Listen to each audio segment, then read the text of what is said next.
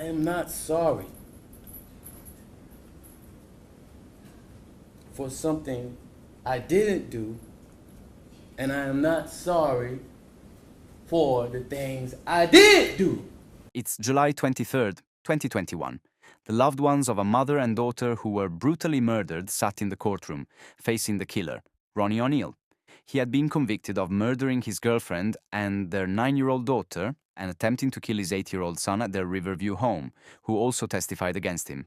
Shackled and dressed in a red inmate jumpsuit, O'Neill stood to speak.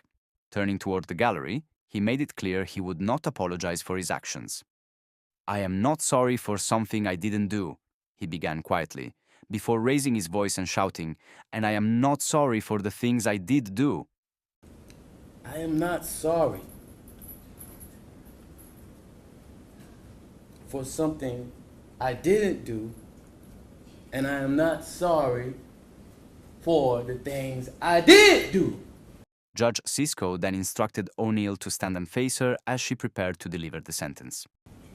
Mr. O'Neill, All right. listen, stop, stop, All right. listen to me. I'm not You're not gonna raise your voice again. I'm You're not going to gonna raise my your voice again. I'm not. I will have you removed from this courtroom. I can sentence you without you being present. Yes, ma'am. You don't conduct I yourself. understand, Your Honor. Thank you.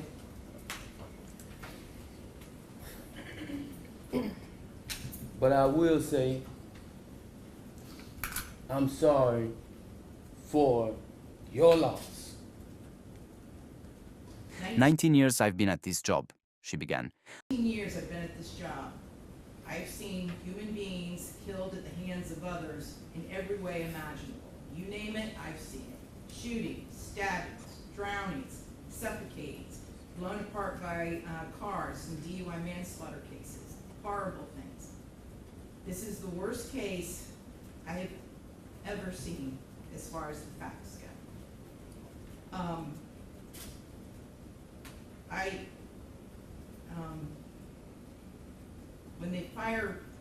When the person from fire department, when he testified, and when he said that he retrieved the body of Ronnie Oneal from the home, and all he could do was sob. It took every ounce I had not to start sobbing too.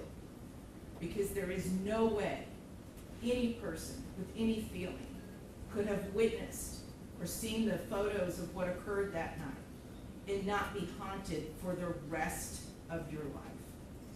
I know I will be. For the rest of my life, I'll be haunted by what I saw as far as the evidence and just the abject cruelty of it all. The abject cruelty.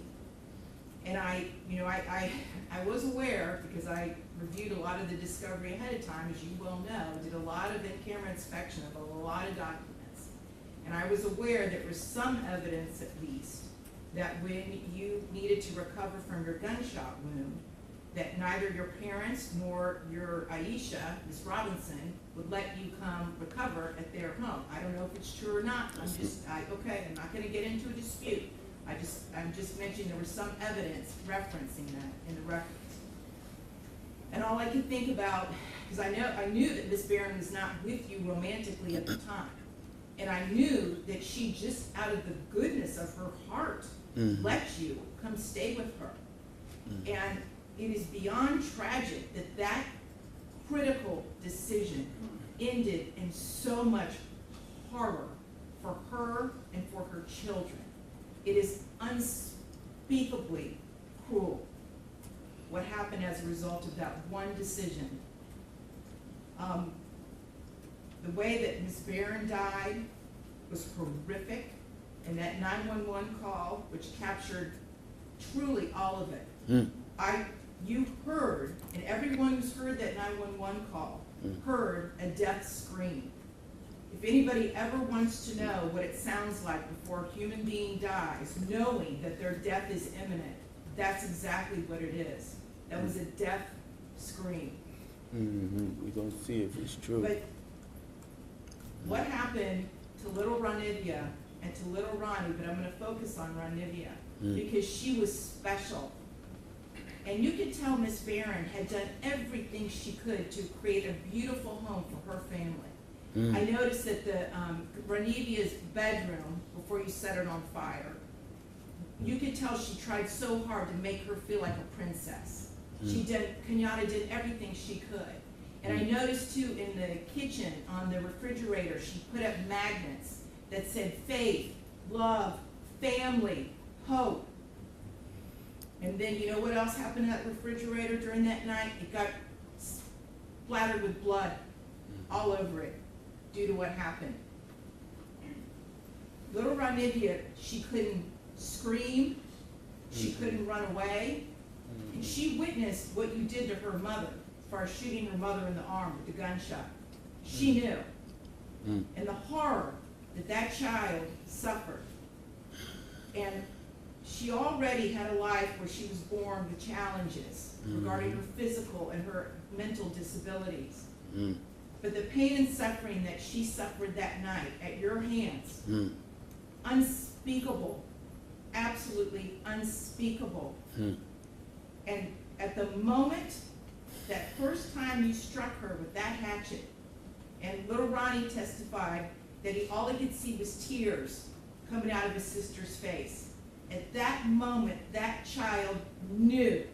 She knew she was being betrayed in the cruelest, most tragic and sorrowful way that a child could ever be betrayed. She was being betrayed by her parent, the one person that should be there to protect their children and love them and keep them from harm. And that was the last thing that child felt before she passed on from this earth, was your utter, cruel betrayal to her.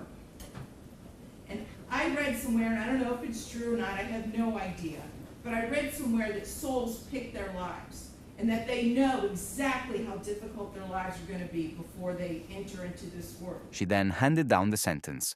3 consecutive life sentences without the possibility of parole for the 2 murder charges and the attempted murder charge. In addition, O'Neal received 30 years for arson and 30 years for each of the 2 aggravated child abuse charges, bringing an additional total of 90 years on top of the life sentences.